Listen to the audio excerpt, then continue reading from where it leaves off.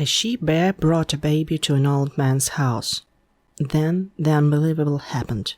Audio story. The warm July twilight had fallen. A bright new moon was caught in the chimney of a good village hut. The dogs were walking from yard to yard, still without hunting. And old man Oliver was going to go to the forest. The old man was always very thorough about it. The forest is unpredictable, because you can go hiking for half an hour and get stuck for several days. That time, he planned to return in the evening, but still the backpack was carefully packed with warm clothes, bread, and an old camp pot.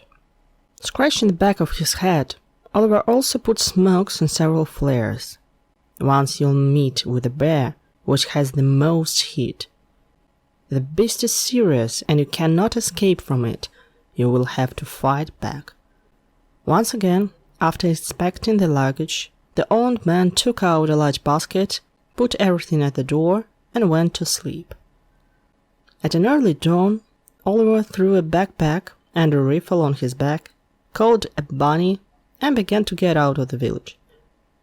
Happy to be free, the dog galloped along the road, barking to his counterparts, who were locked in the house about a new day's coming. Why the huge hunting husky was called Bunny, the old man could hardly remember. His granddaughter may have given such a name, messing with a fluffy puppy. But now, as he made his way through the collective farm field of tall winter rye, the old man smiled through his mustache. She was not mistaken. The dog trotted along easily, occasionally leaping high over the ears of rye, and pointing the old man the direction of the distant forest. The traveler stepped into the shade of young fir trees with the first rays of the sun. Buttoning up his collar and lowering his sleeves, the old man strode after the dog that trotted ahead. That time they were not going to shoot. Their prey should be porcelain mushrooms and ripe strawberries. He really wanted to please his granddaughter, who promised to come soon. The berry would probably be gone by now, and that was where the jam made by the grandfather would be needed. Oliver noted that it was much lighter, and the coniferous trees were thinning. Now the birches surrounding the large green glades would appear. It looked like they'd come. When the basket was half full of fragrant scarlet berries, the old man straightened up wearily. Rubbing the lower back, he went to the shade of a spreading tree, where the faithful Bunny was guarding the rifle and backpack he had left. He sat down, leaning back against the thick trunk. "Yes, it's getting harder to pick berries," he said aloud, hugging the dog, "and you're not helping."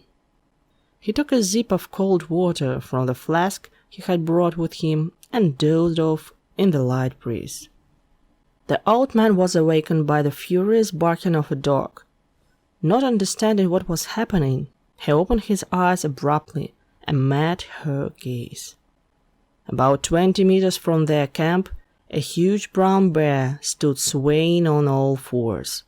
The dog was barking angrily, and the beast was clearly about to attack. The snarling mouth, the raised withers, the predator's intentions were clear. "But what happened? Bears don't just attack," the man said, reaching for his rifle.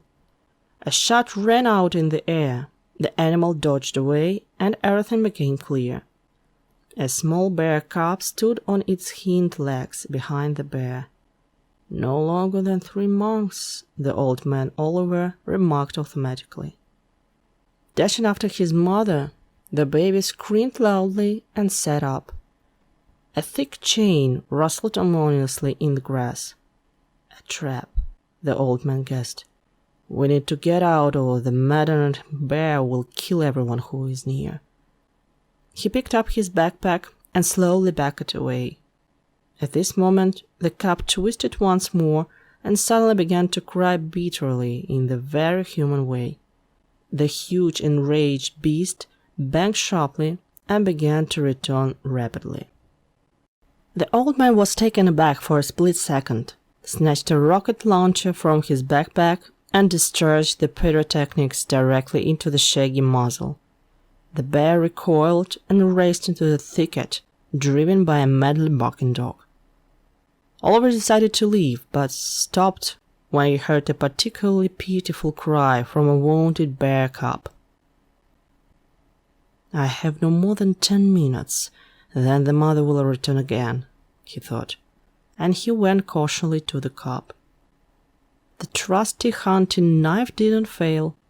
The old man opened the steel jaws of the wolf trap with difficulty, gave a loud hiss, and the little cub that had been freed limped away. "Now get out of here." The old man whistled for a long time and sidled away in the opposite direction from the escaped animal. The old man was backing away and whistled for the dog, not looking at his feet at all. The dog and the bear appeared at the same time, very close from different sides. The man lost his balance and fell. There was no time to get up. Oliver rolled over on his stomach, protecting the most vulnerable places from sharp claws, and covered his head with his hands. Minute after minute passed. Her breath tickled behind his ear. The smell of singled wool filled his nostrils. The bear studied the crouching man. But there was no attack. Very close, a dog barked loudly. Oliver's entire life had flashed before his eyes before the old man carefully raised his head. The bear was walking slowly away from him towards the bear cub that was eating strawberries. Clearly satisfied, the cub overthrew the basket and picked berries from the grass, pursing its lips. Then it reached into Oliver's backpack and deftly pulled out a piece of bread wrapped in a rag. Calmed down, the mother butted her shaggy head at the injured child and joined the feast. Hoarse from barking, Barney growled threateningly after the robbers. The old man stood up, waved a hand, and backed away. Even as he left the meadow, he couldn't take his eyes off the very bright brown bear's eyes that were fixed on him. For the first time, Oliver returned from the forest without food, and even lost his backpack. He wanted to skip the hut by the kitchen gardens, but met his neighbor George at the edge of the village. A curious friend followed, and soon was listening to the story of the hapless Oliver over a mug of tart tea. "Why didn't you shoot her right away?" George squinted with a sly eye at his neighbor. "Well, it's a mother, and what about its cub? It would perish in the forest alone. It's too little," said Oliver, shaking his head ruefully.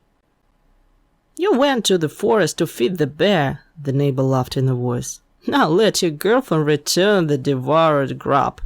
The joker didn't stop. The old man blushed and waved it away. Thanks to George, the whole village found out about this case. Only the lazy one didn't prick the old hunter's eye with his shaggy girlfriend. But the old man wasn't angry. Let them babble. They talk too much.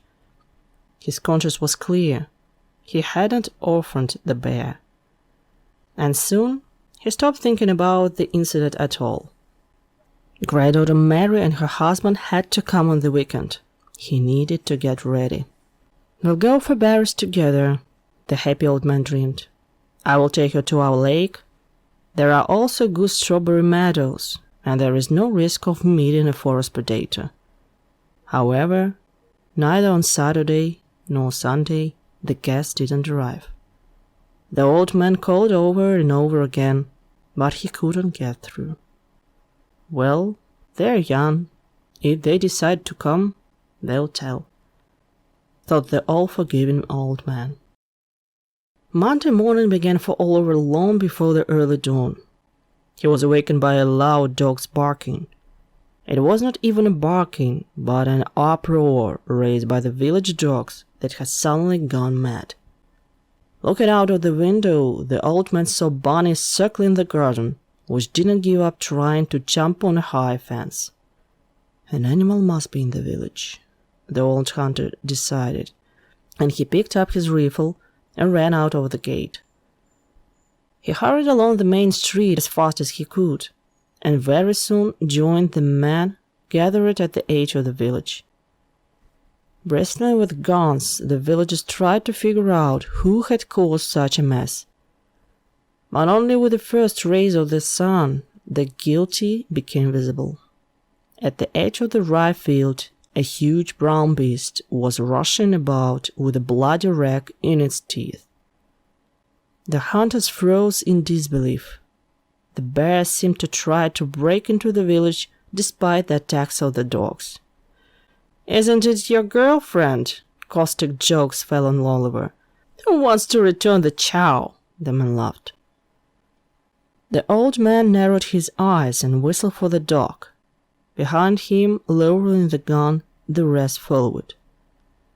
The beast, realizing that the danger was over, stopped. She looked for the old man in the crowd and very slowly laid the bundle on the grass not far from him. Cautiously raised her paws high, she backed away and suddenly ran as fast as she could across the field to the forest. People stood on in slight shock. Women crossed themselves, men scratched their heads, and only Oliver dumbly wandered to the broad gift. For some reason, he knew exactly that it was for him.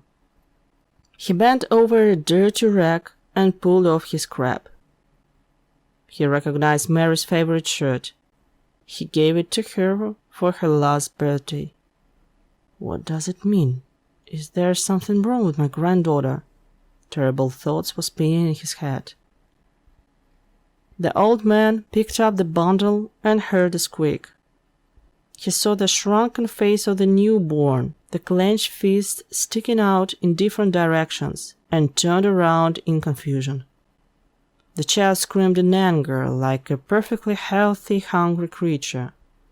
The women rushed at Oliver like carrying hens, took the child, and quickly took it away. The others followed them into the village. There must have been trouble. The granddaughter was only 8 months pregnant, giving birth another month later. Having told everything at the general meeting, the old man asked for help in finding his granddaughter and her husband, who was supposed to arrive the day before. An hour later, the village men moved out in the 3 groups to scour the forest.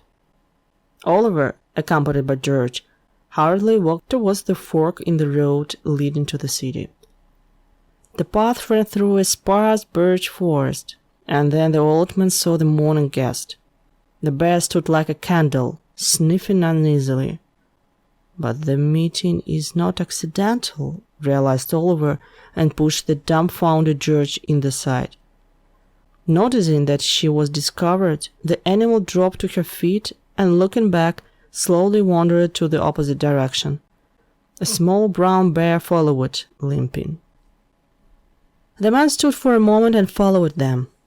When she realized that people were coming, the bear broke into a slight trot and then began to run. The bear cub ledged behind and whined piteously. But the mother hardly slowed down and soon found herself on the old road to the city, on the edge of a deep ravine. She looked down, waited for her bear cub, and walked slowly into the thicket. A few minutes later, the panting hunters were looking for a convenient descent to the bodies of a man and a woman lying below. George shouted into the phone, calling for help, and Oliver held the head of the delirious Mary on his lap and tried to make sense of what had happened. His eyes caught the old wooden bridge that towered over his head, and the old man understood. There was a huge hole in the middle of it. The locals knew about the rotten planks of the crossing and had been making detours for a long time. But Mary, she had not been to her grandfather for almost a year, so she decided to take the shortest route. But why on foot? A week later, Oliver was sitting in the bed of his now recovered granddaughter. The doctor allowed him to tell the sad news that her husband John had gone. But Mary stopped her grandfather, who had started from afar. "Don't try, I know. I saw everything." The girl turned away. "Now I will leave for the sake of my son." "Do you really remember everything?" Her grandfather was horrified. Mary nodded. "I remember when the car broke down, how I volunteered to show the way to the village, how the boards cracked, and how we flew down with my husband. I remember screaming and suddenly giving birth on a pile of firewood that saved my life. How I called for John, but for some reason he didn't respond. I remember wrapping the baby in my shirt. I remember the bed, too." He stood at the very edge of the ravine and looked at us. Then I lost consciousness from the horror. The old man was crumpling an old cap in his hands. "That's it, Mary. The boy should be named. Maybe John, in honor of your husband?" The girl looked out at the window for a long moment and shook her head. "Granddad, I'll call him Bern. He is that she-bear's godson." The she-bear never appeared in the village again. Mary recovered and went to the city with her son.